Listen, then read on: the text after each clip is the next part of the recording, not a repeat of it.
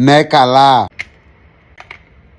Μερέντα Dubai Chocolate, εδώ σε έχω. Πάμε στο air fryer το κανταΐφι. Όπως είναι και βάζουμε μία κουταλιά λαδάκι. Αποθήκευσε αυτό το βίντεο γιατί αλήθεια θα τρελαθεί. Ανακατεύουμε το λάδι και βγει απευθείας στο air fryer. Σπάμε τη σοκολάτα σε μικρά κομμάτια και το μπρίκι όπως είναι το βάζουμε μέσα για μπεν μαρί. Μέσα σε βραστό νερό. Σε ένα μπολ βάζουμε 2 κουταλιές πραλίνα φιστικιού. Θα προτιμήσει πάνω από 20% φιστίκι. 2 κουταλιές μερέντα. Παυλίδης η αγαπημένη μου. Πάνω στην ώρα και το κανταΐφι είναι έτοιμο. 6 λεπτά μόνο χρειάστηκε. Και η σοκολάτα έτοιμη. Ρίχνουμε όπως είναι τα φιστίκια και ανακατεύουμε τις 2 πραλίνες με τα φιστίκια. Έτοιμο και το κανταΐφι. Το πετάμε μέσα. Ξεροψημένο όπως είναι για να είναι τραγανό. Μα πόσο πρώιμη που πήρα καλούπι σοκολάτα. 2 κουταλιές τη σούπα σοκολάτα την απλώνουμε μέσα στη θήκη μας. Σε ένα τάπερο, ό,τι έχει. Προσοχή, βάλε στις άκρες σοκολάτα. Και έφυγε κατάψυξη για 1/4. Αυτό ήταν. Έτοιμη παγωμένο όπως είναι. Βάζουμε όλο μας το μείγμα. Να πάει παντού και στις άκρες. Πάναπλο, έτσι. Καλύπτουμε με άλλες 2 κουταλιές τη σούπα σοκολάτα. Προσοχή, είπα στις άκρες. Και έφυγε κατάψυξη για μισή ώρα. Ωραίο σχήμα η θήκη. Άντε να δούμε. Έτοιμη.